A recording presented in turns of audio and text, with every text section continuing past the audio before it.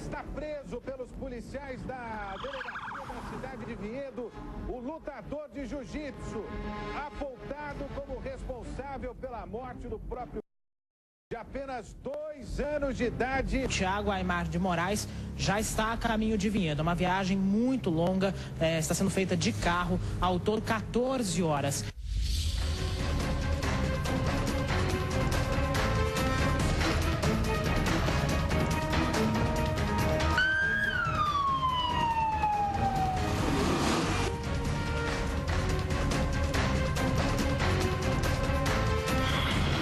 A polícia já concluiu que Tiago agrediu o filho. Não agredi. Não existe uma diferença de você corrigir. A violência tem um caráter pedagógico. Obviamente que dentro de certos limites, né? Nós não podemos ser seletivos para se mostrar apenas aquilo que vai de acordo com o perfil que se quis criar, né?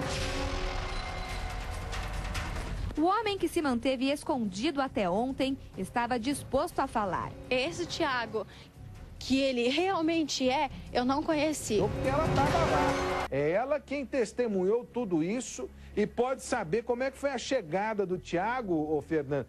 Qual foi a sua impressão desse Tiago preso, suspeito de matar o filho? Ele demonstrou arrependimento, ele chorou, lamentou a morte do filho. Como é que foi a relação dele com a imprensa, hein, Fernanda? Boa tarde. Boa tarde, Rodrigo. Boa tarde a todos. Olha, o Tiago chegou muito lúcido, digamos assim, não expressou qualquer arrependimento, muito frio, entrou em contradição algumas vezes referentes à agressão do filho, mas em nenhum momento chorou, mostrou arrependimento, mostrou que sentia saudades do filho, Rodrigo. Fernanda, eu estou te fazendo essa pergunta porque eu tive a oportunidade, eu e o Felipe Pereira, que é o nosso editor fechador aqui do Brasil Urgente, está na nossa equipe. Nós sentamos hoje lá na edição do Brasil Urgente para poder entender, né, o que havia sido dito, o que havia, né, em relação a esse depoimento. Não bate muito bem, é isso, Fernanda, com aquilo que a polícia já construiu como tese, tem de convicção, é isso? Exatamente, Rodrigo. A polícia já concluiu que o Tiago matou o Iago, filho dele. Mas ele alega aí que não teve culpa, que não sabia da queda, entrou em contradição, depois falou que acompanhou o menino quando ele caiu no parquinho.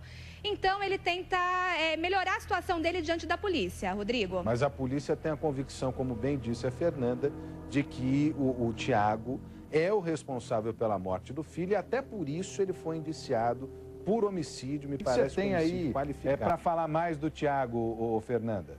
Rodrigo, durante essa viagem de volta para Vinhedo, o Tiago dormiu no caminho. Ele chegou a conversar aí com os investigadores, mas a maior parte do caminho dormiu. Ele realmente é bem articulado, ele pensa muito bem e é muito inteligente, mas acabou aí se perdendo pelo uso da droga, Rodrigo. E você vê que ele é um sujeito que, pelo jeito, está afetado mesmo pelo uso do entorpecente, né?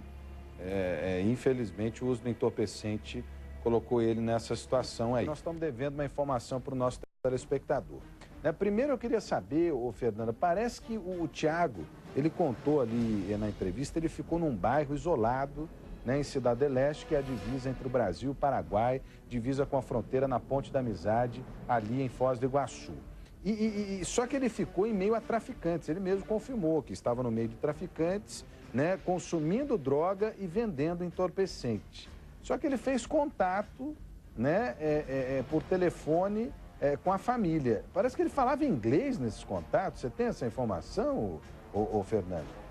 Rodrigo, como você disse, o Tiago fez uso e também traficou drogas no período em que ficou escondido no Paraguai. Ele acabou se envolvendo aí, tendo problemas com os traficantes locais e acabou ligando para a mãe dele. E como lá as pessoas poderiam entender o português ou então o espanhol, ele falava inglês com a mãe, justamente para que ninguém entendesse o teor das conversas. E ele tinha medo porque a Band pegava lá, né? Ele declarou isso na entrevista.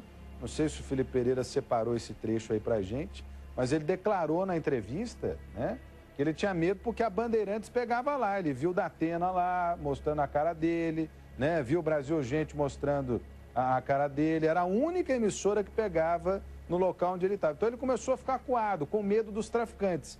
Mas, na verdade, a polícia depois descobriu que ele se envolveu, foi numa grande confusão com os traficantes. Não é isso, Fernanda?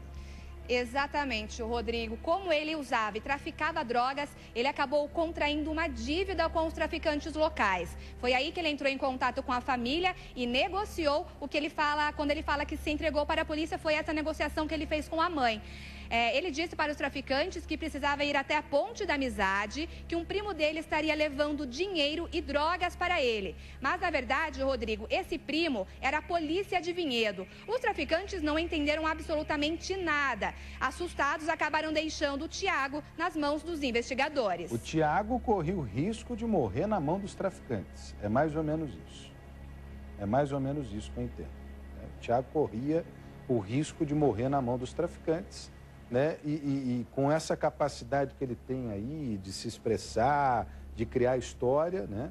Ele acabou criando uma história para os traficantes, estava no carro dos traficantes e disse, ó, eu estou devendo para vocês, mas eu já negociei tudo, meu primo vem trazer um dinheiro para mim, vai trazer R$5.000, vai trazer drogas, então a gente vai encontrar com ele na Ponte da Amizade. Na Ponte da Amizade a gente faz um acerto e fica tudo bem. Na hora que os traficantes levaram ele para a Ponte da Amizade, na verdade, a polícia é quem tinha ido buscá-lo, porque ele se entregou à polícia, escapou dos traficantes e agora veio responder para a lei, né, que é bem diferente da lei do crime. A lei do crime, você sabe, se o sujeito não paga, né, o que acontece? O que acontece? Aqui, pelo menos, ele garante a integridade dele. Pelo menos é o que os policiais e as fontes policiais ouvidas pela Band declararam para a gente. Fernando, o Tiago está sendo transferido para o 2º Distrito Policial, mas vai ficar sob escolta, né? Porque é uma situação delicada, até porque os próprios criminosos não toleram a presença de alguém, né, envolvido com crime com criança, não é isso, Fernanda?